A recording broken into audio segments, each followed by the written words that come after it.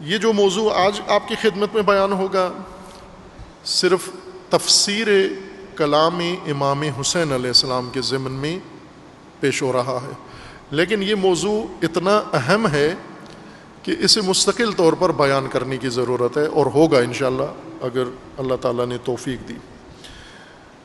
اور وہ یہ ہے کہ سلاطین جور جو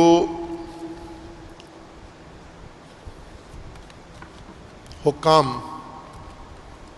ظالم حکمران، فاسد حکمران، جبار حکمران، طاغوت، قرآن کریم نے جن کو طاغوت کہا ہے، حاکم جور اور حاکم جائر یعنی ظالم ستمگر، وہ جو اللہ کی شریعت اور اللہ کی حدود سے باہر حکومت پر قابض ہو گیا ہے، اس کو حاکم جور کہتے ہیں، اس کو حاکم ظالم کہتے ہیں، اسے قرآن کی اصطلاح میں طاغوت کہا جاتا ہے، روایات کی اصطلاح میں یہ حاکم جور یا سلطان ظالم ہے۔ آیا سلاطین جور کے خلاف ان کی مخالفت کرنا اسلام کے نقطہ نگاہ سے، دین کی نگاہ سے، قرآن و سنت کی نگاہ سے کیا ہے حکم اس کا؟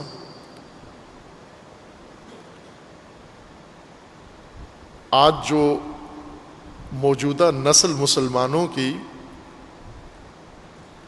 58 کے قریب مسلمان ملک ہیں، اور ان کے اوپر جو حکومتیں قائم ہیں آپ کے علم میں ہیں کون کون سی حکومتیں کس ملک پر قائم ہیں۔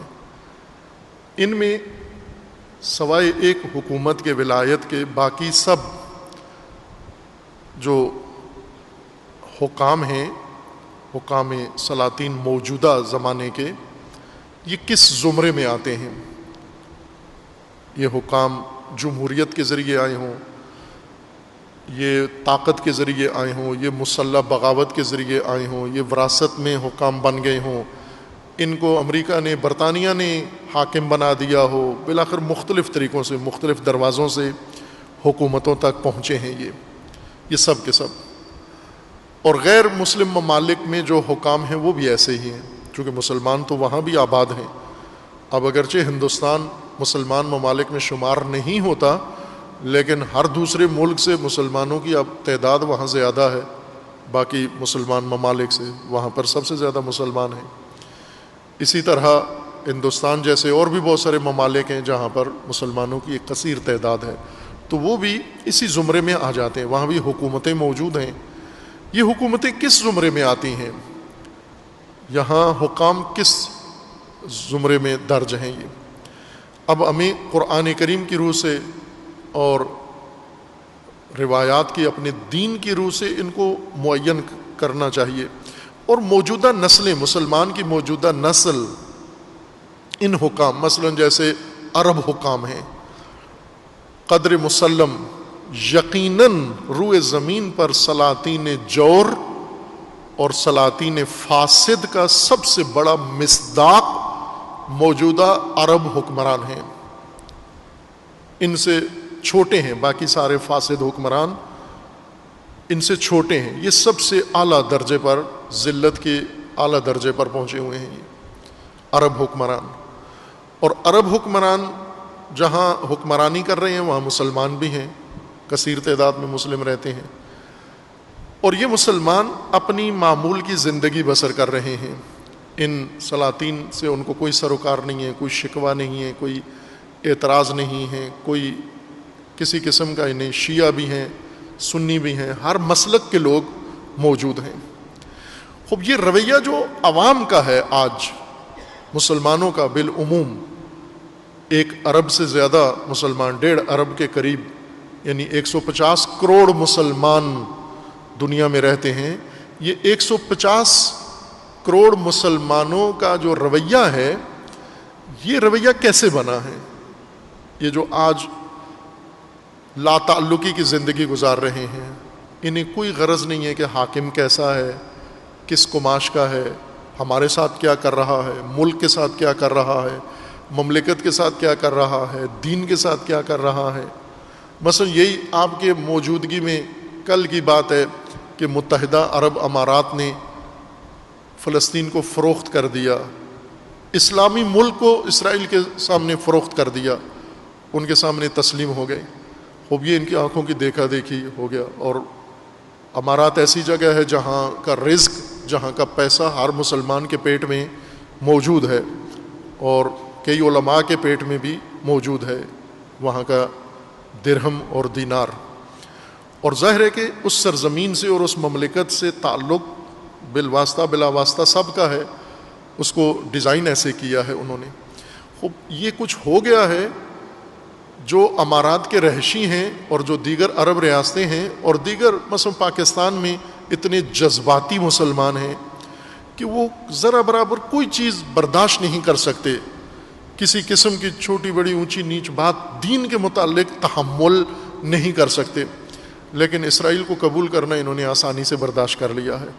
یہ سلاطین جو کچھ کرتے ہیں، ان کی عیاشیاں، ان کی قباحتیں، ان کے جرائم، ان کی شراب خاریاں، ان کا عیش و عشرت، ان کے زنا، ان کے اور بہت سارے گنونے کام، سبویت، جنایت. بن سلمان نے ساری دنیا کے سامنے جمال خاشقجی کو ٹکڑے ٹکڑے کر دیا سفارت خانے کے اندر. وہ تمام دنیا نے اس کو یقین کیا کہ اسی نے کیا ہے، ثابت ہو گیا کہ اسی نے کیا ہے. ترکی ابھی مصر ہے کہ اس کو یہاں بھیجا جائے، کیس چلائے. خوب کیا کیا لوگوں نے اس سلطان کے مقابلے میں. یہ رویہ کیوں ہے؟ اور پیچھے جائیں آپ، ہم سے پہلے والی نسل وہ بھی اپنے زمانے کے حکمرانوں کے مقابلے میں ویسے ہی تھی جیسے آج کی نسل ہے. اور پیچھے جاتے جائیں آپ، صدیاں پیچھے جائیں، اور آپ جا کر پہنچ جائیں گے یہ رویہ جو موجودہ ہے بنو امیہ کے عہد میں جا پہنچیں گے آپ. یعنی یہ موجودہ عوام کا رویہ، مسلمانوں کا رویہ بنو امیہ کے تھنک ٹینک نے یہ ڈیزائن کیا تھا. ان کے مبلغین نے اس کو پہنچایا اور انہوں نے، ان کی حکومتوں نے منوایا، اور ان کے سالاروں نے اور ان کے افسروں نے، جرنیلوں نے عوام کو بزور شمشیر، اگر بزور مکر و فریب نہیں قبول کیا تو بزور شمشیر ان پر یہ نظریہ ٹھونسا اور انہیں تسلیم کیا. اور اس طرح سے ان کے رگ و خون میں راسخ کر دیا کہ سب نے بالاتفاق قبول کر لیا. ابھی شیعہ سنی اس مسئلے میں اتفاق رکھتے ہیں، حاکم فاسد کے مقابلے میں کیا کرنا ہے. ایک ہی جیسا، یہاں نہ کوئی شیعہ ہے نہ کوئی سنی ہے، سب ایک جیسے ہیں. محرم میں آ کے شیعہ سنی علیحدہ ہو جاتے ہیں. ماتم کرنا ہے یا نہیں، کالے کپڑے پہننے ہیں یا نہیں، نوحہ پڑھنا ہے یا نہیں، رونا ہے یا نہیں، تعزیہ نکالنا ہے یا نہیں، شبی بنانی ہے یا نہیں. یہاں پہ ایک دوسرے کے ساتھ گریبان گیر ہو جاتے ہیں. لیکن جب اصل مسئلہ آتا ہے، رسومات سے نکل کر جب آپ کی دور کی اصل بات آتی ہے کہ آپ کے زمانے میں جو سلطنت ہے، آپ کے زمانے میں جو حاکمیت ہے پوری دنیا اسلام میں، اس کے بارے میں آپ کا کیا نظریہ ہے، تو سب کے سب ایک ہی مکتب سیاست کے تابع ہیں، اور وہ ہے مکتب بنو امیہ. آپ شیعہ اکثریت والے ممالک دیکھیں، امام خمینی سے پہلے ایران پورا شیعہ تھا، لیکن حکام جور، سلاطین فاسد. عراق صدیوں سے سلاطین فاسد و جور کے چنگل میں رہا ہے، اور عراق میں اکثریت شیعہ رہے ہیں. اسی طرح آذربائیجان میں ابھی بھی اکثریت شیعہ ہیں. ایک ریاست ہے روس سے آزاد ہوئی قدیم ایران کی ایک کا حصہ تھا، جس طرح پنجاب ایک حصہ اس کا ہندوستان میں ہے، ایک پاکستان میں. اسی طرح آذربائیجان کٹ کے آدھا روس نے قبضہ کر لیا، آدھا ایران کے اندر ہے آذربائیجان. آذربائیجان جو ملک ہے، ریاست ہے، اس کی اکثریت شیعہ ہیں، لیکن ہمیشہ سلاطین جور اور سلاطین فاسد کے زیر سایہ رہے ہیں. پھر اہل سنت جو اکثریت میں ہیں، بقول مرحوم ڈاکٹر اسرار صاحب کے کہ تاریخ میں طاقت بھی ان کے پاس رہی ہے، اکثریت بھی ان کے پاس رہی ہے، وسائل بھی ان کے پاس رہے ہیں، لیکن کسی دور میں نظام خلافت و نظام اسلامی اپنا قائم نہیں کر سکے. کیا مشکل تھی؟ انہوں نے یہ تشخیص دی کہ اس لیے کہ اہل سنت کو انہوں نے خطاب کیا اور شیعہ کو کہا کہ ایران میں کیوں اسلامی حکومت انہوں نے قائم کر لی؟ کہا اس لیے کہ ان کے پاس امام حسین ہیں اور تم نے امام حسین چھوڑ دیا ہے۔ امام حسین سے مراد امام حسین کی رسومات، امام حسین کے بارے میں یہ احساسات، امام حسین علیہ السلام کے بارے میں یہ عقیدت۔ خوب یہ تو اہل سنت میں ہے یہ عقیدت، اور ایران میں بھی اگر حکومت قائم ہوئی ہے تو اس احساس و اس عقیدت سے نہیں ہوئی، در حقیقت امام حسین کی سیرت کو اپنانے سے اور امام حسین علیہ السلام کی حکمت کو اپنانے سے، اور امام حسین علیہ السلام جس نظام کے امام ہے اس نظام کو اپنانے سے وہاں پر قائم ہوا۔ اب اگر سارے سنی بھی ماتمی بھی ہو جائیں، سارے سنی اگر رسومات شیعوں والی سارے کالے کپڑے پہن لیں، تو کیا پاکستان میں یا کسی اور ملک میں سنی اسلامی حکومت قائم کر لیں گے؟ جب تک بنو امیہ کے نظام سیاست سے دوری اختیار نہیں کرتے، اس پر شعوری طور پر اسے ترک نہیں کرتے اور اس سے براعت حاصل نہیں کرتے، اس وقت تک آپ اسلامی حکومت کہیں بھی دنیا میں قائم نہیں کر سکتے۔ سب سے بڑی رکاوٹ کیا ہے؟ سب سے بڑی رکاوٹ وہ نظریہ جو بنو امیہ نے، ان کے تھنک ٹینک نے بنایا اور ان کے مبلغوں نے اس کو پرچار کیا اور ان کے کاتبوں نے اس کو لکھا، وہ راسخ ہو گیا ہے پوری دنیا کے اوپر، شیعہ ہو یا سنی۔ سیاست کے نظام کے بارے میں، سیاسی نظام کے بارے میں یہ بنو امیہ کے سیاست کو تسلیم کرتے ہیں، شعوری طور پر نہ کرتے ہوں، کسی اور نظریے سے کرتے ہوں، ممکن ہے جمہوری نظریے سے کرتے ہوں، ممکن ہے حب الوطنی کے نظریے سے کرتے ہوں، ممکن ہے کسی اور دلیل سے کرتے ہوں۔ اب توجہ فرمائیں کہ اگر فاسد حکومت ہو جائے، ظالم حکمران ہو، جابر حکمران ہو، شرابی حکمران ہو، زانی حکمران ہو، مسلمانوں کے اوپر اگر مسلط ہو جائے، مسلمان کا فریضہ کیا بنتا ہے؟ یعنی یزید اگر حاکم بن جائے، مسلمان کا فریضہ کیا بنتا ہے؟ بنو امیہ نے اسلام کے نام پر سیاسی نظریہ بنایا اور اس نظریے کو مسلمانوں کو پڑھایا، اور مسلمانوں نے مکمل پڑھا اور ازبر کر کے اس پر عمل پیرا ہو گئے۔ امام حسین علیہ السلام کا نظریہ سیاسی اور تھا، امام حسین علیہ السلام کے قرآنی نظریے اور الہی اور امامت کے نظام میں سلطان جور، سلطان ظالم، حاکم ستمگر جواز نہیں رکھتا حکومت میں آنے کا، اس کی اطاعت حرام ہے، اس کو تحمل کرنا حرام ہے، اس کا ساتھ دینا حرام ہے، اس کے لیے تعاون کرنا اس کے ساتھ حرام ہے، وہ جرم ہے اور جہنم ہے۔ یہ امام حسین علیہ السلام کی کیا سیاسی نظریہ ہے، اور ادھر بنو امیہ کا سیاسی نظریہ۔ ایک اور نقطہ میں عرض کرتا چلوں کہ دین کے منابع میں بنو امیہ کو جو فری ایریا ملا، جہاں سے وہ گھسے اندر اپنا نظریہ جاہلیت کا بنا کر اسلام کے نام پر پیش کیا، وہ کہاں ہے؟ 3 معتبر منبع ہیں اسلام کے جہاں سے ہم نے اسلام کا نظام اور اسلام کے احکام اور اسلام کی تعلیمات کو اخذ کرنا ہے۔ سب سے پہلا قرآن، اللہ کی کتاب۔ اللہ کی کتاب میں گنجائش کم ہے، ہر چند تحریف، معنوی تفسیر غلط، یہ گنجائش ہے اور یہ کی بھی گئی ہے اور ہو بھی رہی ہے، اور بنو امیہ نے جتنا ہو سکتا تھا بنی اسرائیل کی طرح تحریف قرآن بھی کوشش کی ہے، لیکن قرآن میں زیادہ گنجائش نہیں ہے، نہ کوئی نئی آیت بنائی جا سکتی ہے، نہ کوئی قرآن کی حقیقی اصلی آیت کو ختم کیا جا سکتا ہے، ڈیلیٹ کیا جا سکتا ہے۔ جو قرآن میں نازل ہو چکا ہے وہ معین ہے، طے ہے، فکس ہے، اسے نہیں ہلایا جا سکتا، چونکہ اللہ نے قرآن کی حفاظت کی ذمہ داری خود لی ہے کہ ہم نے قرآن نازل کیا اور ہم اس کے محافظ ہیں۔ یہ در بند ہو گیا ان کے لیے، یہود کے لیے کھلا تھا، لہذا تورات کا انہوں نے حشر بگاڑ دیا، اور اسی طرح حلیہ بگاڑ دیا، اور اسی طرح عیسائیوں نے انجیل کا حلیہ بگاڑ دیا، لیکن قرآن اس زد سے محفوظ رہا، اللہ تعالیٰ کی حکمت سے اور اللہ تعالیٰ کی قدرت سے۔ دوسرا منبع جو دین کی فہم کے لیے، شناخت کے لیے ہے، وہ ہے عقل۔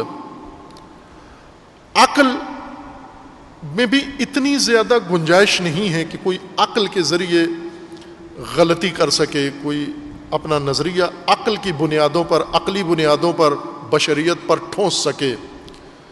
چونکہ بالآخر اگر چند آدمیوں کی عقل مخدوش ہے، کمزور ہے اور بیمار ہے، تو چند آدمیوں کی عقل سالم بھی ہوتی ہے۔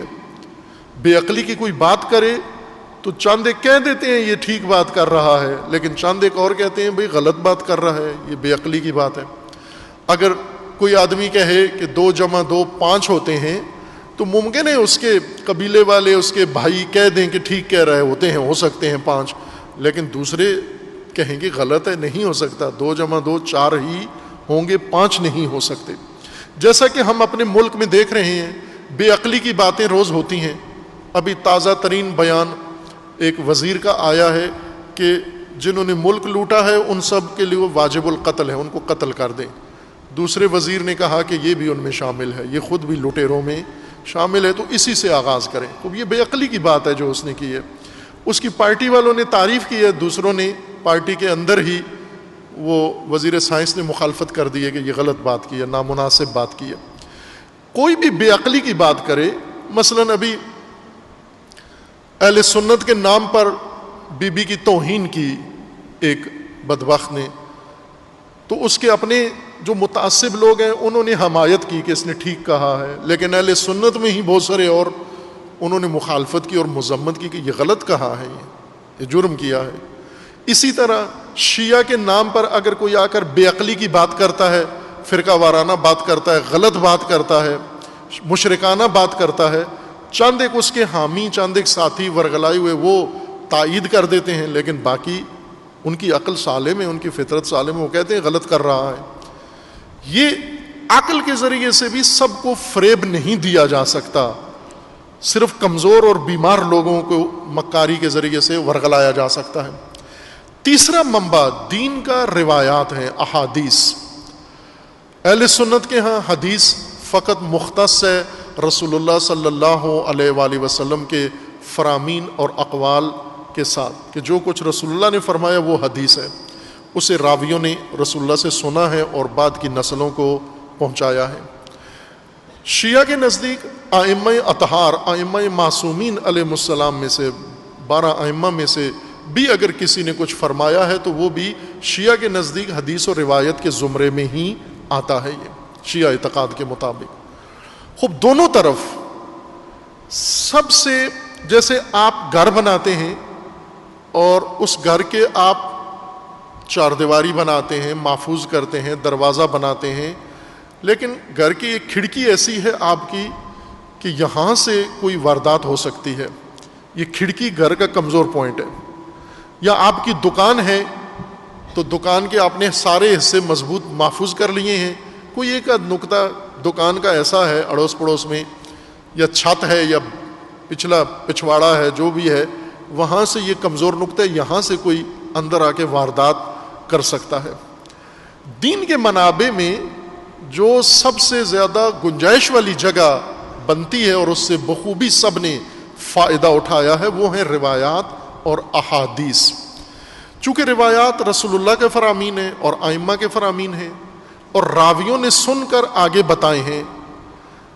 اب راوی کی مرضی ہے، رسول اللہ صلی اللہ علیہ وآلہ وسلم نے اپنی زندگی میں یہ خطرہ محسوس کر لیا تھا، یہ خوف کہ مجھ پر جھوٹ باندھیں گے، جو کچھ میں نے نہیں کہا اسے حدیث بنا کر دوسروں کے سامنے پیش کریں گے۔ یہ کام حضور کے زمانے میں شروع ہو گیا تھا، اس لیے حضور نے وہ حدیث معروف جو شیعہ سنی تمام محدثین و رجالین کے بقول کہ لفظی متواتر یہ ایک ہی حدیث ہے، تواتر لفظی فقط ایک حدیث کو حاصل ہے، جس میں رسول اللہ نے فرمایا تھا کہ من کذب علی فتبوأ مقعدہ من النار، کہ جس نے مجھ پر جھوٹ باندھا اس کا ٹھکانہ جہنم ہے، اس کی جگہ جہنم ہے، وہ جہنم میں جائے گا۔ یہ رسول اللہ نے ایک دفعہ نہیں بار بار فرمایا صحابہ کو بتایا مجھ پہ جھوٹ نہ بولنا، چونکہ وہ شروع ہو گیا تھا وہ کام جھوٹ بولنے والا. کچھ جان بوجھ کے گڑ کے منافقین تھے، یا اپنے مفادات کے لیے کسی سے کوئی کام نکلوانا ہوتا تھا تو وہ جا کر کہتے حضور نے کہا ہے اتنے پیسے دے دو، حضور نے کہا ہے قرضہ دے دو، حضور نے کہا ہے مجھے رشتہ دے دو، حضور نے کہا ہے مجھے کھانا کھلا دو. جو مفاد کسی سے چاہیے ہوتا تھا، ذرا حضور کا نام آ جائے تو لوگ سر آنکھوں سے سر پہ رکھتے ہیں، سر آنکھوں پہ رکھتے ہیں، تسلیم ہو جاتے ہیں. آج بھی اگر کسی نے کام نکلوانا ہو تو اپنے خاندان کے بڑے کا نام لے لیتے ہیں، انہوں نے کہا ہے یہ کام کر دو، یا ادارے کے بڑے سربراہ کا نام لے کے کہتے ہیں انہوں نے یہ کہا ہے یہ کام کر دو. خوب کرتے ہیں لوگ مفادات کے لیے. ایک جگہ مجلس پڑھنے میں گیا، وہاں آخر میں تبرک تقسیم ہو رہا تھا.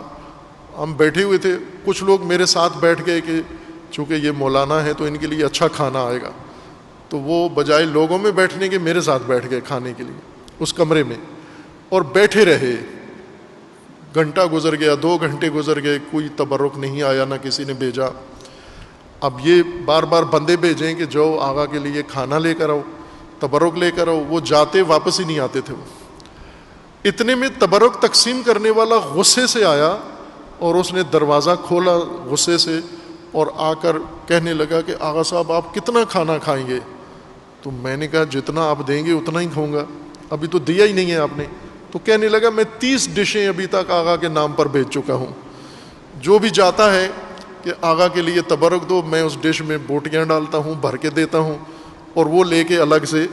وہ ظاہر ہے ایسے ہوتا ہے، نام اگر کسی کا مثلا کہیں تبرک میں، کہیں پیسے میں، کہیں کاروبار میں، اگر آپ کو کوئی نہیں بیچ رہا کوئی چیز یا سستی نہیں دے رہا، عموماً آپ نے دیکھا وہ کرنل کی بیوی ہے نا پاکستان میں، کرنل کی بیوی نہیں دیکھی ہوئی، کلپ دیکھا ہوا ہے نا اس کا، کہ وہ ٹریفک میں بند راستے میں گاڑی لے کے جانا چاہتی ہے اور پولیس والا روکتا ہے تو اس کو کہتی ہے میں کرنل کی بیوی ہوں.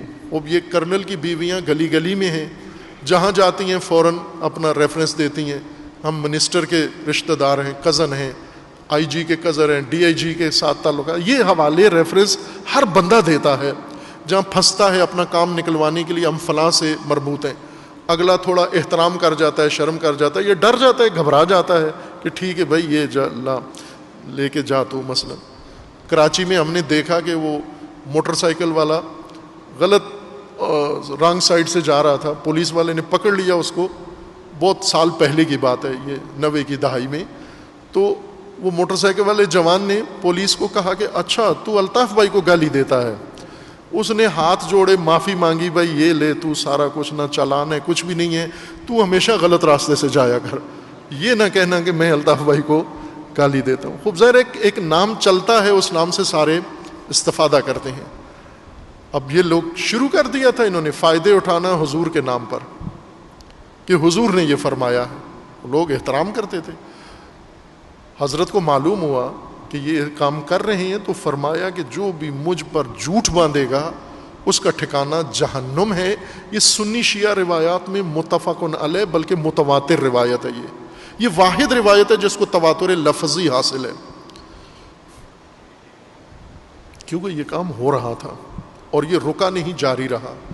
بلکہ خلیفہ دوم نے اپنے عہد خلافت میں حدیث لکھنے، نقل کرنے، بیان کرنے پہ پابندی لگائی اور سزا دیتے تھے. اس کی مختلف توجیحات ہیں، وجوہات ہیں. ایک وجہ یہی بیان کی گئی تھی کہ فیکٹریاں شروع ہو گئی تھیں حدیث بیان کرنا، حضور نے فرمایا، رسول اللہ نے فرمایا ہے. اور خلیفہ خود بھی رسول اللہ کے صحابیوں میں سے ہیں. دوسرے صحابہ سے پوچھتے تھے کہ یہ جو حدیث یہ رپورٹر بیان کر رہا ہے یہ آپ نے سنی ہے؟ وہ کہتا تھا ہم تو اتنی عرصہ حضور کے ساتھ رہے ہیں، ہم نے تو نہیں سنی. مثلا امیر المومنین سے پوچھتے کہ یہ جو نیا صحابی 6 مہینے حضور کے ساتھ رہا ہے یہ اتنی حدیثیں بیان کر رہا ہے. علی علیہ السلام جو شروع سے پیدائش سے حضور کے ساتھ ہیں، حضور کی آغوش میں پرورش پائی ہے اور لحظہ رحلت و وفات تک حضور کے پاس رہے ہیں، ایک لمحہ دور نہیں ہوئے سفر و حضر میں. امیر المومنین سے پوچھتے کہ یہ جو حدیث رسول سے نقل کر رہے ہیں، پیش کر رہے ہیں، یہ فرمایا ہے حضور نے؟ علی علیہ السلام فرماتے میں نے تو نہیں سنی، میں اتنا ساتھ رہا ہوں جڑ کے. امیر المومنین کا فرمان ہے میں حضور کے ساتھ اس طرح سے جڑا ہوا تھا جیسے اونٹنی کا بچہ اونٹنی کے ساتھ جڑا ہوا ہوتا ہے، جدا نہیں ہوتا، میں اس طرح سے حضور کے ساتھ جڑا ہوا تھا۔ تو علی نے نہیں سنی یہ حدیثیں، یہ دوسروں نے کہاں سے سن لی؟ یہ کام حضور کی زندگی میں شروع ہو گیا تھا، اور بعد میں پھر کھلی چھٹی مل گئی ان کو کچھ عرصہ۔ خصوصاً بنو امیہ نے اس ایریا سے زیادہ فائدہ اٹھایا ہے۔ یہی وہ نقطہ تھا، یہ وہ غیر محفوظ علاقہ تھا جہاں پہ باڑ نہیں لگی ہوئی تھی کہ آپ حضور کے نام پر حدیثیں بنواتے جاؤ اور بنا کے ان کو پھیلاتے جاؤ اپنی مرضی کی، اپنے نظریے کی، اپنے مفادات کی، اپنی سوچ کے مطابق۔ اور بنو امیہ نے کثرت سے یہ کام کیا۔ ایک راوی، اور یہ کام یوں نہیں کہ اہل سنت کے حدیثوں میں ہوا، یہ شیعہ کے راویوں نے بھی یہ کام کیا، ایسی جعلی حدیثیں بنائی ہیں انہوں نے۔ ایک شخص شیعہ راوی ہے، یہ شخص کہتا ہے، یہ ظاہراً مسعدۃ ابن صدقہ یا مغیرہ ابن صدقہ اس کا نام ہے، اب تردید میرے ذہن میں ہے نام کی۔ اس شخص نے اعتراف کیا ہے کہ میں نے 4000 جھوٹی حدیثیں گھڑ کے پھیلائی ہیں امام صادق علیہ السلام کے نام پر کہ یہ امام صادق علیہ السلام نے فرمایا ہے، جبکہ ایک بات بھی امام صادق نے نہیں فرمائی تھی۔ یہ ایک آدمی کا کام ہے، کارنامہ ہے، 4000 حدیثیں ایک آدمی نے بیان کی ہیں۔ اب حضور کے نام پر حدیثیں تو کوئی حد نہیں تھی، خصوصاً حضور کے نام کی حدیثوں کا فائدہ بھی بہت ساروں کو مل رہا تھا، اور یہ کام بنو امیہ نے کثرت سے کیا ہے۔ اپنا جو سیاسی نظام بنو امیہ نے سوچا ہوا تھا، ابو سفیان کا آئیڈیا، اور اس کے بعد معاویہ کی ڈیزائننگ، اور پھر اس کے بعد ان کی باقی حکومت کے اجراء اور اس کو آگے نافذ کرنا، یہ سارا حدیثوں کی مدد سے کیا گیا۔ زیادہ تر استفادہ حدیثوں سے کیا گیا، یعنی حدیثیں بنوائی گئیں، گھڑی گئیں، جال کی گئیں، اور انہیں پھر ترویج کیا گیا، سناتے تھے لوگوں کو۔ اب میں نمونے کے طور پر آپ کو حدیثیں سناتا ہوں جن کا نتیجہ یہ نکلا۔ یہ حدیثیں سن سن کے لوگوں کے ذہنوں میں حکام کے بارے میں کیا تصور آیا تھا، اور وہ تصور آج تک نکلا نہیں ہے، آپ کے ذہن سے بھی نہیں نکلا ہے۔ بنو امیہ نے سلاطین کے متعلق جو احادیث بنا کر جو مقام، جو تقدس حکام و سلاطین کا پرچار کیا، وہ صدیوں سے، اب شیعہ بھی انہی کا معتقد ہے اور سنی بھی۔ ہم ذرا غور کریں نا کہ ویسے تو نفرت کرتے ہیں بنو امیہ سے، لیکن طرز سیاست بنو امیہ کا، طرز حکومت بنو امیہ کا، طرز تفکر بنو امیہ کا، عمل بنو امیہ کے، طریقہ کار بنو امیہ کا، رفتار بنو امیہ کی، نفرت کس بات سے ہے آپ کو ان سے؟ جب ہر چیز ان کی لے لی ہے، سیاست ان کی لے لی ہے، نظام ان کا لے لیا ہے، نظریہ ان کا لے لیا ہے، تو پھر ان کے جسموں سے نفرت ہے، اس پر لعنت کرتے ہو۔ فقط یزید و معاویہ کے جسم سے آپ کو چڑ ہے، ان کی راہ سے اگر ہے تو اس کے راہ کو چھوڑو، وہ راستہ توجہ فرمائیں۔ ایک حدیث ہے، اب یہ کتابوں کے اندر موجود ہیں اور محدثین کے معیاروں کے مطابق معتبر کتابوں میں ہیں اور ان کی سندیں بھی موجود ہیں، لیکن روایت کو پرکھنے کے لیے دو معیار ہوتے ہیں۔ ایک معیار یہ ہے کہ آپ اس کی سند کو دیکھیں کہ جن لوگوں نے، راویوں نے یہ حدیث نقل کی ہے، پیش کی ہے، یہ سارے راوی سے اگلا راوی جتنے اس کے اندر واسطے ہیں، یہ سب قابل بھروسہ ہوں، قابل اعتماد ہوں، یہ جھوٹے نہ ہوں، یہ ثقہ ہوں، عادل ہوں۔ یہ چونکہ قرآن کریم نے ذکر کیا ہے فاسق کی خبر پر عمل نہ کرنا، ان جاءکم فاسق بنبأ فتبینوا، فاسق انسان جب تمہارے پاس کوئی خبر لے کر آئے تو آپ تحقیق کرو، پہلے جستجو کرو، اس کی خبر پر اعتبار نہ کرو۔ عادل اگر خبر لے کر آتا ہے تو کیا مان لیں؟ بھلے مان لو، لیکن آنکھیں بند کر کے نہیں، بلکہ عادل کی خبر میں پھر یہ دیکھو کہ یہ جو بتا رہا ہے مضمون، آیا یہ مضمون قرآن کے مطابق ہے یا نہیں، عقل کے مطابق ہے یا نہیں۔ اگر قرآن کے مخالف ہے تو سند درست بھی ہے تو بھی اس کو قبول نہیں کرنا۔ امام صادق علیہ السلام فرماتے ہیں کہ اگر میری طرف سے آپ کو کوئی حدیث سنائے اور اس میں راوی سارے ٹھیک ہوں، ثقہ ہوں، عادل ہوں، قابل اعتماد راوی ہوں، اور یہ راوی جب آپ کو خبر دیں کہ یہ امام صادق نے فرمایا ہے، لیکن اس روایت کا مضمون، اس روایت کا مطلب، اس روایت کا معنی قرآن کے خلاف ہو، تو امام فرماتے ہیں کہ اس روایت کو سند سمیت دیوار پہ دے مارو، چونکہ قرآن کے خلاف ہم نہیں کچھ کہیں گے، قرآن کے مخالف کوئی بات نہ رسول اللہ کی ہے، نہ رسول اللہ کے جانشینوں کی ہے، نہ ائمہ اطہار کی ہے، کہ اگر قرآن کے خلاف ہے وہ بات قابل قبول نہیں ہے۔ اگر 1000 حدیثیں بھی آ جائیں قرآن کے خلاف ہوں، ان کو قبول نہیں کرنا۔ یہ معیار یہ رسول اللہ نے بیان فرمایا ہے، یہ ائمہ اطہار اہل بیت علیہ السلام نے، اور یہی فقہا نے اور محدثین نے بیان کیا ہے۔ اس لیے صرف سند نہیں ہے کہ راوی اس کا چونکہ ٹھیک ہے اس وجہ سے اب یہ حدیث تو صحیح حدیث ہو گئی، خوب صحیح حدیث ہو گئی، اس کا مطلب ٹھیک نہیں ہے، اس کا مطلب قرآن کی نفی کرتا ہے، قرآن سے ٹکراتا ہے، اور جو مطلب قرآن سے ٹکراتا ہو اسے نہیں لینا۔ ایک چیز جو اس وقت رائج ہو چکی ہے، قرآن کو حدیث پر پیش کرتے ہیں، قرآن کو روایات کے سامنے پیش کرتے ہیں کہ روایات قرآن کی تصدیق کرتی ہیں یا نہیں۔ یہ الٹ کام ہے، یہ عالمانہ کام نہیں ہے، بلکہ روایات کو، احادیث کو قرآن پر پیش کرنا ہے۔ قرآن کے سامنے پیش کرو اور قرآن کے ساتھ موازنہ کرو۔ اگر حدیث کا مطلب کچھ ہے، قرآن کا مطلب کچھ ہے، اس وقت یہ روش کچھ لوگوں کے اندر، کچھ حلقوں کے اندر رائج ہو چکی ہے کہ آیت کریمہ کو پھیر دیتے ہیں، کیونکہ روایت یہ کہہ رہی ہے، آیت کو پھیر دیتے ہیں، آیت کے مضمون کو بدل دیتے ہیں، آیت کے معنی میں تحریف کر دیتے ہیں روایت کی وجہ سے۔ آیا روایت آیت کے معنی کو بدل سکتی ہے؟ حدیث کی وجہ سے آیت کے معنی کو ہم پھیر سکتے ہیں؟ اجازت نہیں ہے آپ کو۔ آیت کو قائم رکھنا ہے، آیت کا معنی قائم رکھنا ہے، برقرار رکھنا ہے۔ حدیث کو آیت کے مطابق معنی کرو اگر بنتا ہے۔ اگر حدیث آیت کے موافق نہیں، مطابقت نہیں رکھتی، اس حدیث کو چھوڑ دو، وہ حدیث جعلی ہے، وہ حدیث جھوٹی ہے، وہ کذب ہے، اس حدیث سے استناد مت کرو، اس حدیث کی رسول اللہ کی طرف نسبت مت دو۔ یہ میں تمہید اس لیے عرض کر دی ہے کہ اب روایات ان میں جو بیان ہو رہی ہیں، ان کی سند محدثین نے، رجالین نے کہا ہے کہ سند ٹھیک ہے ان کی، یعنی راوی جو ہیں ان میں قابل بھروسہ ہیں، لیکن بات مطلب آیا قابل بھروسہ ہے یا نہیں، پہلے حدیثیں سن لیں، پھر دیکھتے ہیں کہ یہ مطلب جو ان روایات میں ہے یہ قرآن کے ساتھ کتنی مطابقت رکھتا ہے۔ ایک حدیث ہے، صحیح بخاری میں ہے، اور صحیح بخاری میں یہ حدیث اس سند کے ساتھ ہے کہ عبداللہ ابن عباس،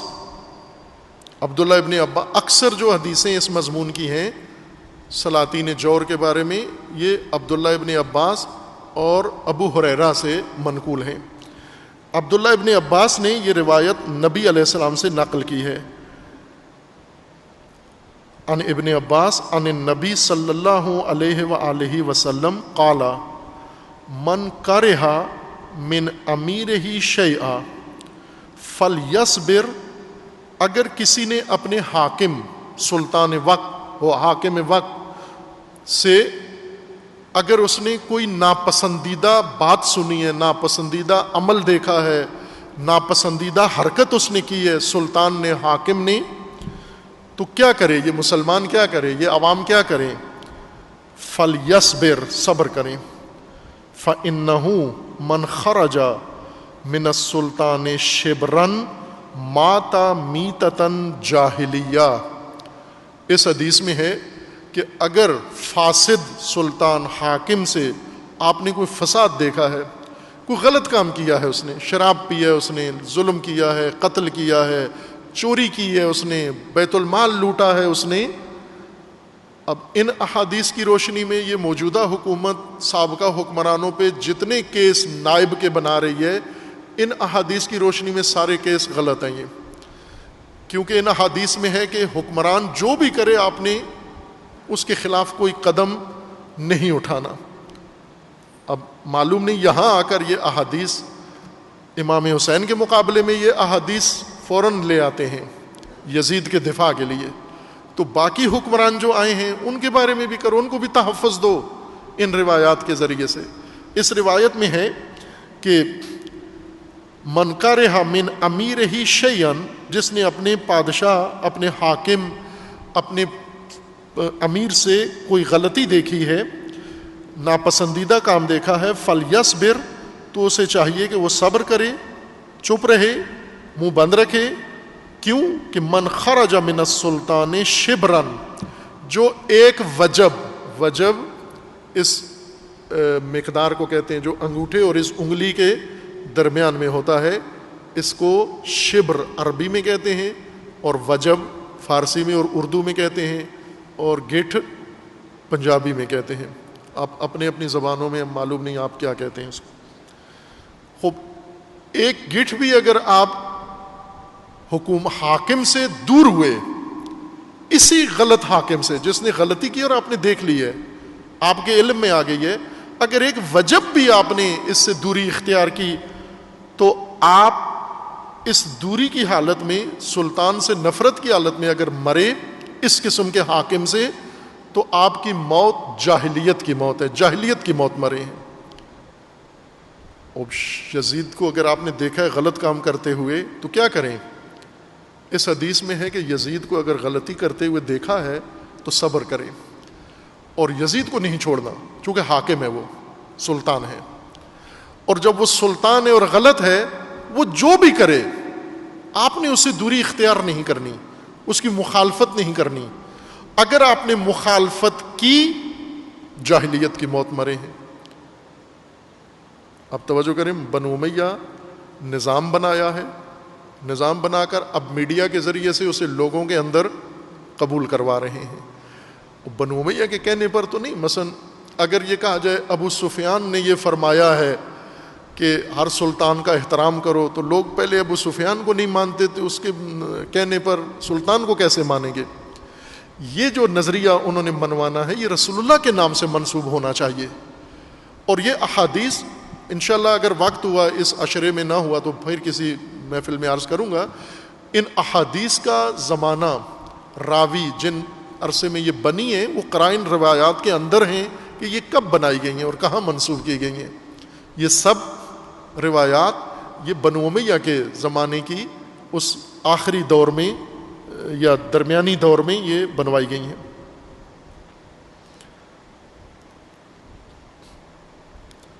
یہ جاہلیت کی موت مرے گا. یہ حدیث سب نے سنی ہوئی تھی, حجاز والوں نے, بصرہ والوں نے, کوفہ والوں نے, شام والوں نے, حاجیوں نے, دوسروں نے. روایت دوم یہ بھی صحیح بخاری سے ہے, اور یہ روایت بھی ابن عباس سے ہے, عبداللہ ابن عباس رضی اللہ عنہ عن النبی صلی اللہ علیہ وآلہ وسلم قال من رأى من امیرہ شیئا یکرہہ, اگر کسی نے اپنے سلطان, حاکم, بادشاہ, صدر, وزیر اعظم, وزیر, کسی سے کوئی غلطی دیکھی, مکروہ چیز دیکھی, ناپسندیدہ عمل دیکھا, یہ کیا کرے؟ فَلْيَصْبِرْ عَلَيْهِ, تو حضور فرماتے ہیں کہ اس شخص کو صبر کرنا چاہیے.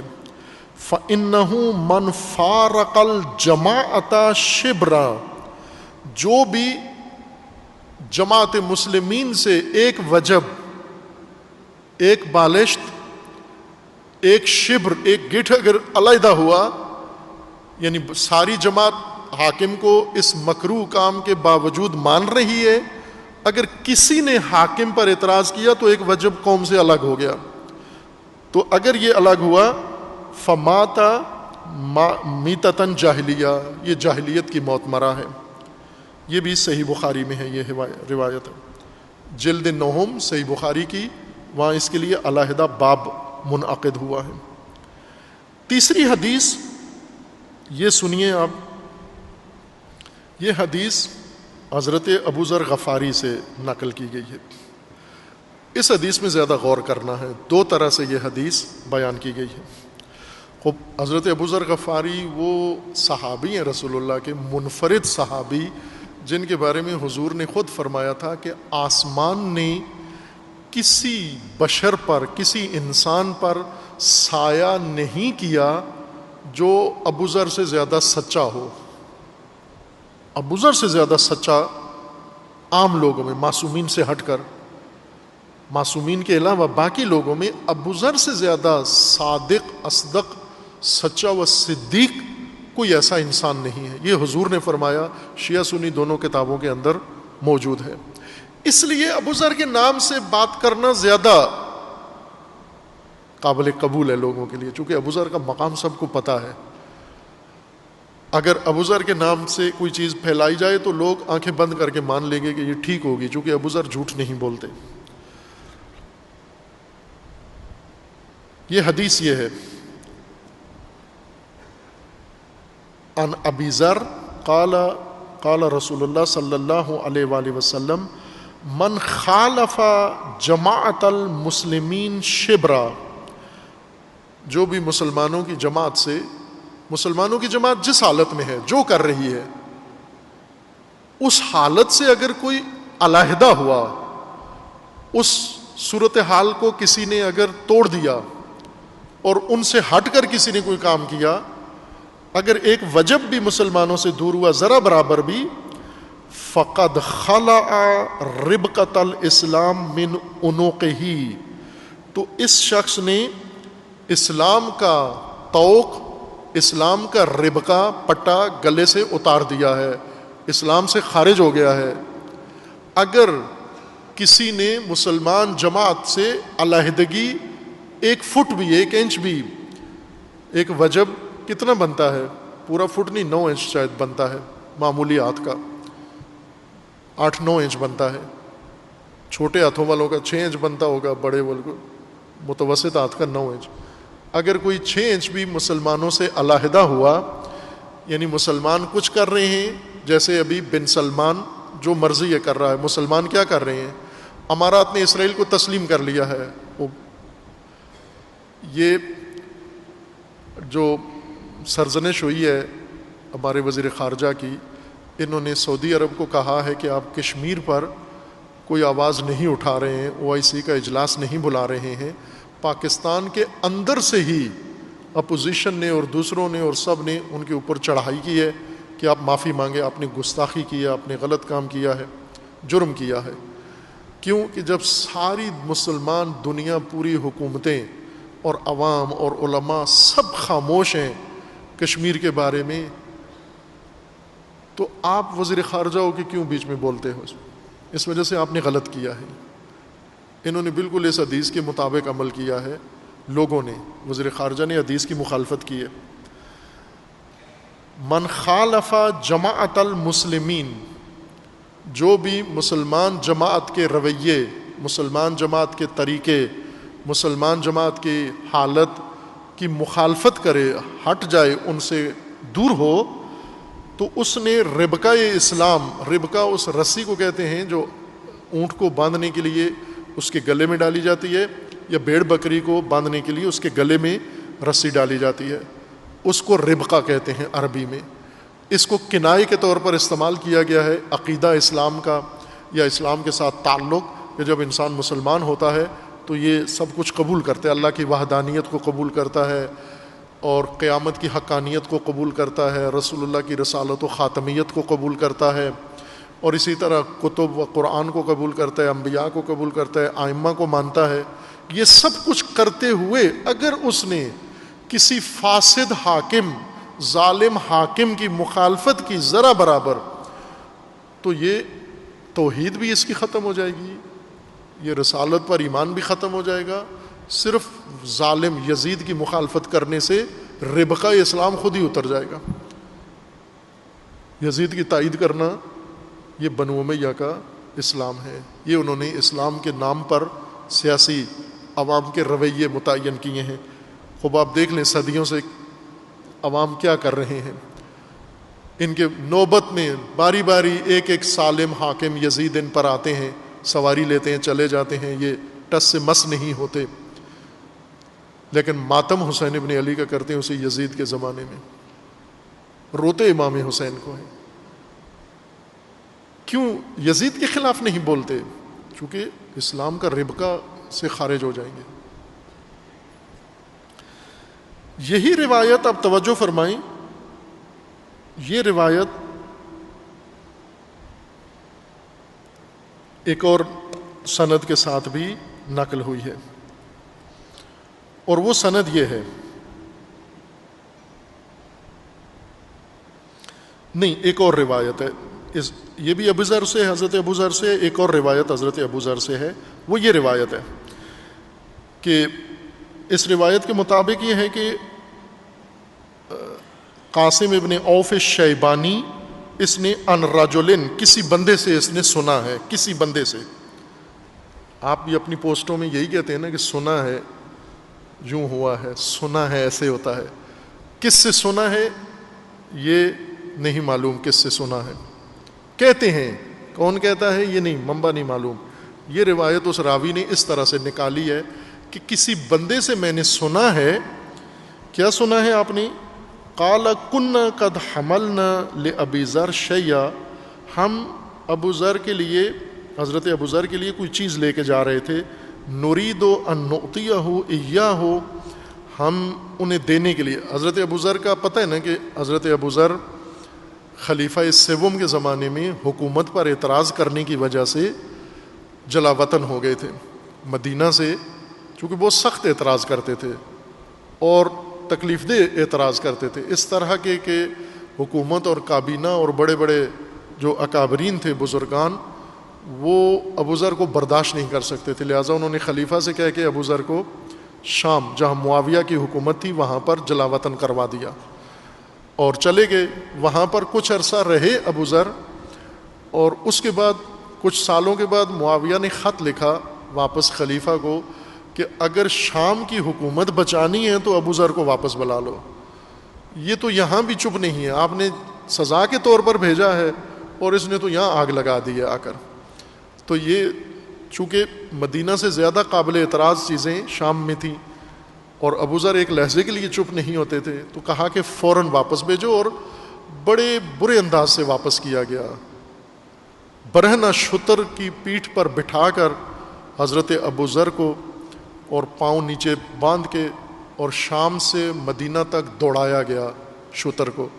اور حضرت ابو ذر جب شام مدینہ پہنچے تو رانوں کا گوشت گل چکا تھا بالکل، اور ہڈیاں سامنے آ گئی تھیں، جلد بھی ختم ہو چکی تھی اس اونٹ کی پشت سے رگڑ کی وجہ سے، اور گوشت بھی گل چکا تھا.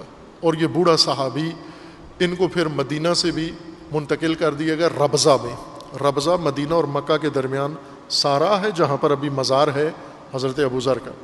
یہ جلا وطنی کی زندگی شام سے کاٹ کے مدینہ آ کے ربضہ میں جلا وطنی کی زندگی گزار رہے تھے، وہیں پر ان کی وفات بھی ہوئی. اور یہ شخص جس سے روایت نقل کی کہ کسی شخص سے ہم نے سنا ہے کہ وہ کہہ رہا تھا ہم کاروان کی صورت میں ابو ذر کے لیے کوئی تحفہ یا ہدیہ یا کوئی چیز لے کے جا رہے تھے.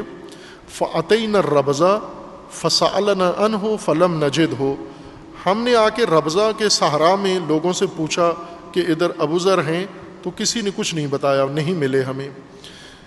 قیل استأذن فی الحج فأذن له، پھر وہ شخص اس نے کہا کہ ابو ذر نے، چونکہ پابندی تھی، جلا وطن تھے، حج کی اجازت حکومت سے مانگی، حکومت نے حج کی اجازت دی، اور ابو ذر حج پہ آئے تو ہماری ملاقات ربضہ میں نہیں ہوئی تھی، حج پہ ہو گئی ان سے ملاقات.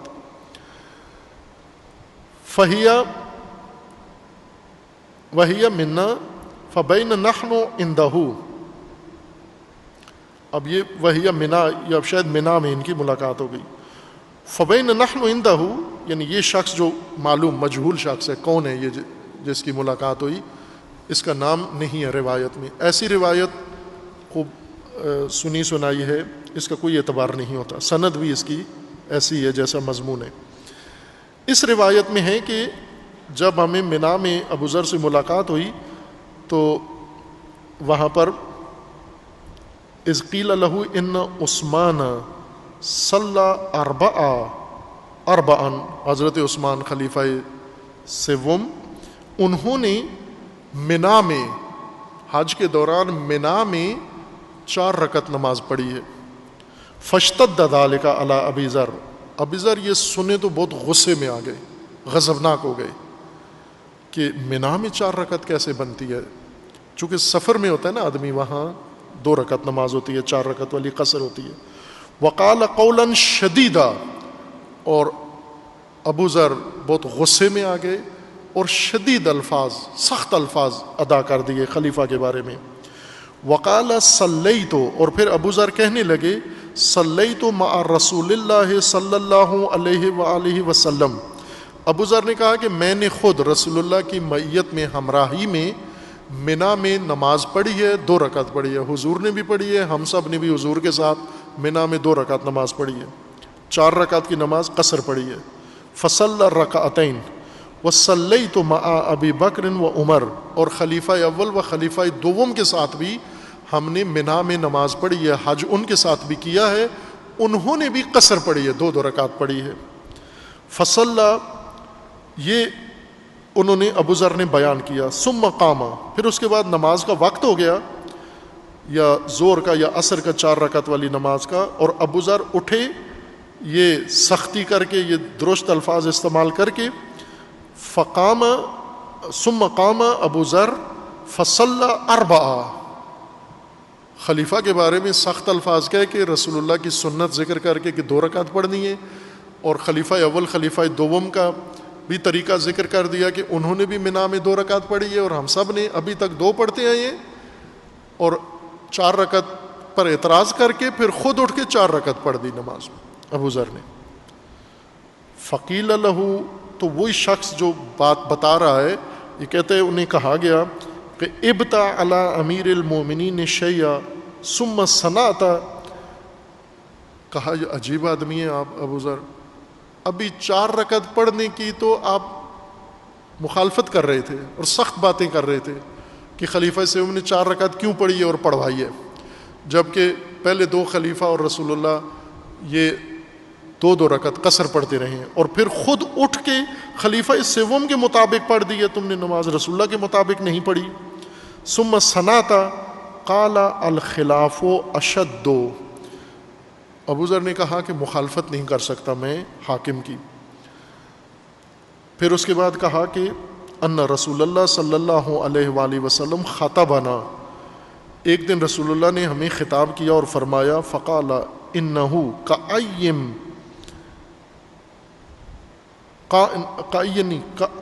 انہو قائن بعدی سلطان، رسول اللہ نے ابو ذر کو کہا کہ میرے بعد ایک سلطان آئے گا، ایک بادشاہ آئے گا،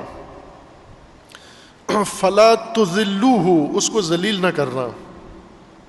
فمن اراد ان یذلہ، اور جس نے اس سلطان کو ذلیل کیا، فقد خلع ربقۃ الاسلام من عنقہ، اگر اس نے سلطان کی مخالفت کی، سلطان کو ذلیل کیا، تو اسلام کا توق اس کی گردن سے نکل جائے گا اور وہ اسلام سے خارج ہو جائے گا.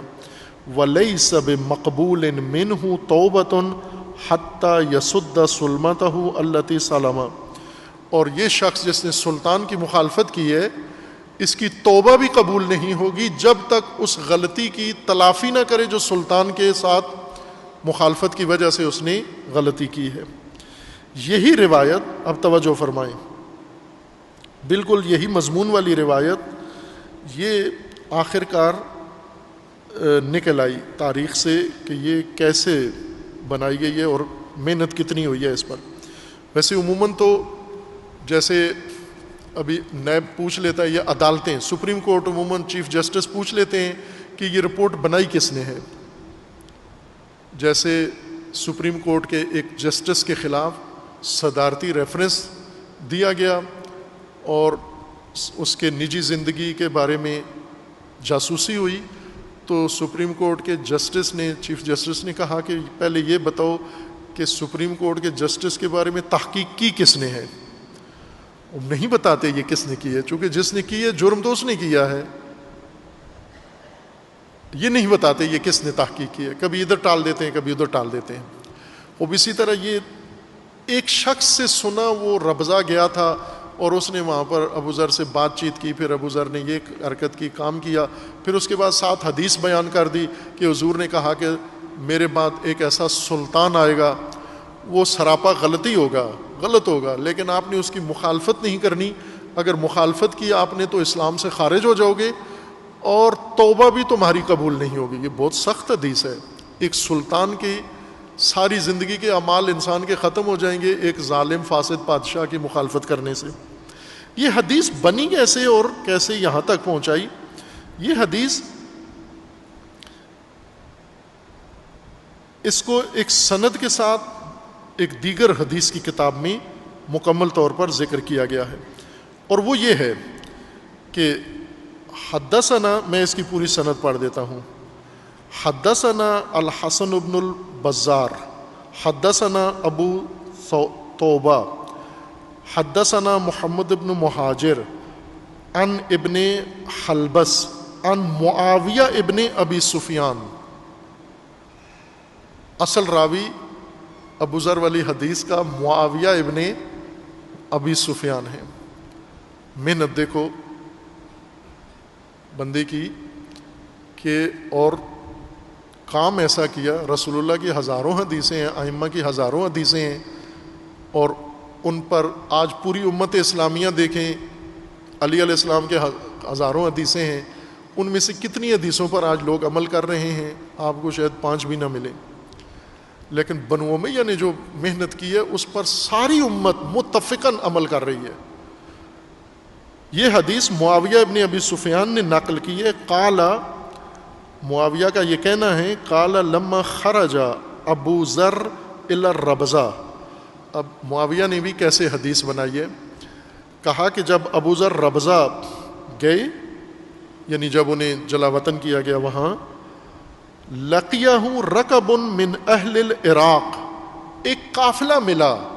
اب آگے معاویہ نے نقل نہیں کیا کہ وہ بندہ کون ہے جس نے ان کو بتایا، اس کا نام نہیں آیا، کہ ایک کاروان گیا ربضہ ابو ذر کے پاس، اس کاروان میں کون تھا نام نہیں ہے، شخص کون تھا، راوی کون تھا، سنا کس نے، کہا کس نے، کوئی نام نہیں ہے۔ ایک شخص گیا، ایک کاروان گیا، اس میں ایک شخص تھا۔ یہ سند ہے حدیث کی۔ لقیہ رکب من اہل العراق فقالوا یا ابا ذر، اے ابو ذر، قد بلغنا الذی سنع بک، اے ابو ذر ہم نے سنا ہے آپ کے ساتھ بہت زیادتی ہوئی ہے، آپ کو پہلے مدینہ سے شام بھیجا گیا، پھر شام سے واپس مدینہ بھیجا گیا، پھر مدینہ سے ربضہ بھیجا گیا، تو بڑی حق تلفی ہوئی ہے آپ کی۔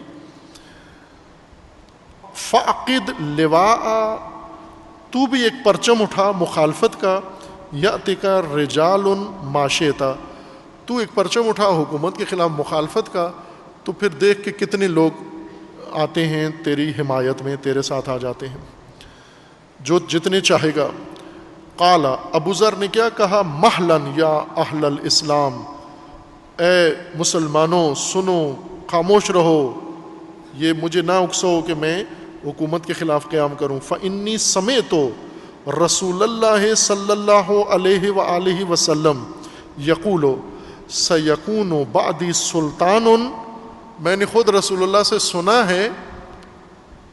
راوی کون ہے آپ بتا دیا نا، معاویہ ابن ابی سفیان۔ کس سے نقل کر رہا ہے؟ کوئی مجہول بندہ، اس نے بتایا کہ ایک کاروان ربضہ گیا تھا، اور ربضہ میں کسی بندے نے اس کاروان میں سے ابو ذر سے پوچھا کہ آپ کے ساتھ زیادتی ہوئی ہے، آپ مخالفت کرو، ہم آپ کا ساتھ دیں گے۔ تو ابو ذر نے کہا، محلن، چپ رہ تو، یہ نہیں کر سکتا میں۔ کیوں نہیں کر سکتا؟ اس لیے کہ ابو ذر نے کہا کہ میں نے خود رسول اللہ سے سنا ہے، سیکون بعدی سلطان، میرے بعد ایک سلطان آئے گا۔ اب خلیفہ بھی نہیں فرمایا رسول اللہ نے، یہ نہیں کہا کہ میرے بعد میرا خلیفہ آئے گا، سلطان۔ حدیث میں سلطان کا لفظ، محنت، بندے کی محنت دیکھیں، توجہ دیکھیں، زیرکی دیکھیں، اس کی سنجیدگی دیکھیں، اپنے مقصد کے ساتھ اس کا ڈیڈیکیشن دیکھیں کہ چن چن کے ایسے الفاظ بنائی حدیث اور سنائی لوگوں کو کہ میرے بعد سلطان آئے گا۔ یہ نہیں کہا کہ میرا خلیفہ آئے گا، سلطان آئے گا۔ فَاعْذُرُوهُ، اس کی تعظیم کرنا، اس کی توقیر کرنا، اس کی عزت کرنا، اس کا احترام کرنا.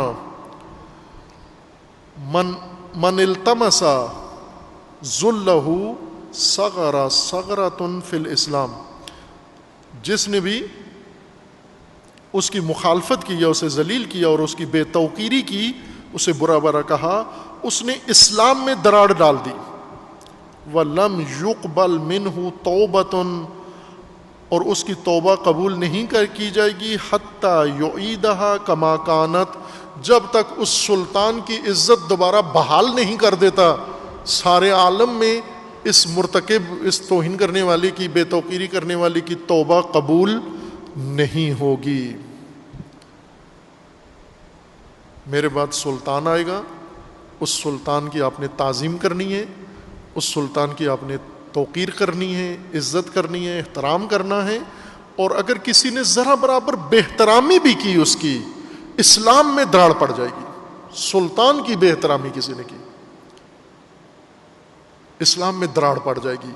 اور دراڑ ڈالنے والے کی توبہ بھی قبول نہیں ہوگی جب تک وہ دراڑ بھرے گا نہیں. یعنی دوبارہ سلطان کی عزت سب کے ذہنوں میں اور دلوں میں ڈال نہیں دیتا. یہ دین ہے، یہ اسلام بنایا جا رہا ہے. یہ حدیث کے نام پر لوگوں کو بتایا جا رہا ہے کہ سلاطین فاسد ہیں. اب نیچے بہت ساری احادیث ہیں، آپ بھی خستہ ہو گئے ہیں، میں بھی، باقی ایسا کل کے لیے چھوڑ دیتے ہیں، لمبی ہے داستان. اگلی حدیثیں بہت دلچسپ ہیں. اگلی حدیثوں میں تو یہ ہے کہ اگر کسی سلطان کو آپ انتہا درجے کا ظلم کرتے ہوئے بھی دیکھو، فساد میں ڈوبا ہوا دیکھو، تو بھی آپ اس کی ذرا برابر مخالفت نہیں کر سکتے. اگر آپ نے مخالفت کی، آپ دین سے باہر چلے جائیں گے. دین میں تو رہنا ہے باقی، اور باقی ہیں 1400 سال سے سارے دین میں باقی ہیں. دین میں کیسے باقی رہو گے؟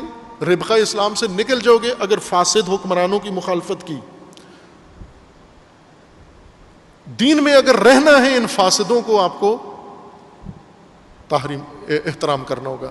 یزید کا احترام کرنا ضروری ہے اگر دین میں باقی رہنا چاہتے ہو. تو یہ بنو امیہ کی زمینہ سازی ہے. یہ بنو امیہ میدان ہموار کر رہے ہیں اپنے سیاسی نظام کے لیے. یہ بنو امیہ ذہن بنا رہے ہیں، قوم تیار کر رہے ہیں، مسلمان تیار کر رہے ہیں. اور یہ ایک حکومت کے لیے نہیں ہے. جیسے ہمارے یہاں حکومتیں بنتی ہیں، 5 سال کا ٹینیور ہوتا ہے اور اتنی ہی محنت کرتے ہیں کہ 5 سال کسی طرح گزار جائیں، چونکہ انہیں یقین ہوتا ہے کہ 5 سال کے بعد پھر کئی سالوں کا وقفہ ہے، دوبارہ نہیں بن سکتے. یہ 5 سال سے آگے نہیں سوچتے. بنو امیہ نے ہمیشہ کے لیے سوچا. یہ نظریہ سازی، یہ ذہنیت سازی، یہ اسلام کے نام پر لوگوں کو تعلیم دینا، یعنی وہ ہمیشہ ہر نسل کو تیار کر رہے تھے کہ یہ سلاطین آئیں گے فاسد، اولاد فاسد، اور ان میں سے ہر فاسد کا فاسد بیٹا تخت نشین ہوگا مسلمانوں کے اوپر. اور یوں نہیں کہ وہ تظاہر کرے گا، ریاکاری کرے گا، منافقت کرے گا، لوگوں کے سامنے پاکیزہ رہے اور چھپ کے گناہ کرے. ایسا نہیں کر سکتے بنو امیہ. بنو امیہ سے تقیہ نہیں ہو سکتا. جو کچھ انہوں نے کرنا ہے کھل کے کرنا ہے. ولید نے نماز پڑھانی ہے شراب پی کر، اور اگر نمازیوں کو شک ہو، انہیں پتہ ہے شراب کے نشے میں ہے، پھر بھی اس کے سامنے بڑے خضوع و خشوع سے نماز پڑھی. اور اس نے صبح کی نماز 4 رکعت پڑھا دی. پیچھے سے ایک نے کہا کہ آج 4 رکعت پڑھا دی ہے. تو اس نے کہا تھوڑی ہے، اور پڑھا دوں، 4 اور پڑھا دوں. یعنی تجھے تھوڑی لگ رہی ہے، چھوٹی لگ رہی ہے تجھے، اور پڑھا دوں. تو اس نے کہا نہ امیر، کافی ہے، یہ اور نہیں چاہیے، بس کافی ہے، 4 رکعت کافی ہے صبح کی نماز. قضا بھی نہیں کی کسی نے. یہ کس نے اتنا مطیع، اتنا فرمان بردار، اتنا تابعدار کس نے بنایا تھا؟ یہ نظریہ سازی ہوئی ہے. عزیز من توجہ فرمائیں آپ. امامت کے لیے آپ ذرا جائیں، تاریخ دیکھیں. لوگوں نے، ائمہ نے تو کیا، امامت کے لیے میدان ہموار کیا، زمینہ سازی کی، لیکن مبلغوں نے کیا کیا آگے؟ آپ اپنے ملک کو دیکھ لیں، 72 سال سے آپ تو ہیں نا پاکستان میں، 72 سال میں امامت کے لیے جو ائمہ نے زمینہ سازی کی تھی اس کا کتنا پرچار کیا، کتنی تبلیغ کی، امامت کتنا نظام سمجھایا آپ کو.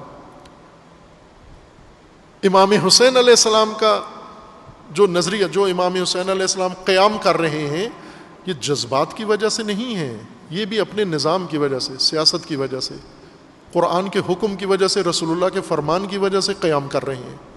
پس در حقیقت دو نظریے ہیں، دونوں اسلام ہیں، ایک اسلام ناب، ایک اسلام حقیقی، ایک اسلام محمدی، ایک اسلام حسینی، ایک اسلام علوی، ایک اسلام قرآنی کتابی الہی، اور ایک اسلام ہے بنو امیہ کا.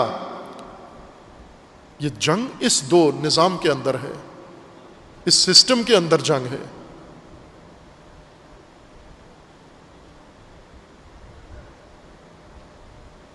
بہت ساری اور بھی اس میں احادیث کچھ پڑھوں گا، ساری کا وقت نہیں ہے، کچھ احادیث اور انشاءاللہ بیان کریں گے تاکہ یہ مضمون تکمیل ہو اور آپ کو معلوم ہو کہ امام جب حاجیوں کو بلا رہے ہیں اور یہ ٹس سے مس نہیں ہوتے. کیوں؟ سلطان کے خلاف آواز اٹھانا، تو ہم تو اسلام سے ہی خارج ہو جائیں گے، یزید کے خلاف. امام حسین کا ساتھ نہ دینے سے اسلام میں باقی ہیں، یزید کی مخالفت کرنے سے اسلام سے خارج ہو جائیں گے. جب یہ نظریہ بتا دیا جائے پھر کون ہٹا سکتا ہے اس مسلمان کو اس نظریے سے؟ اب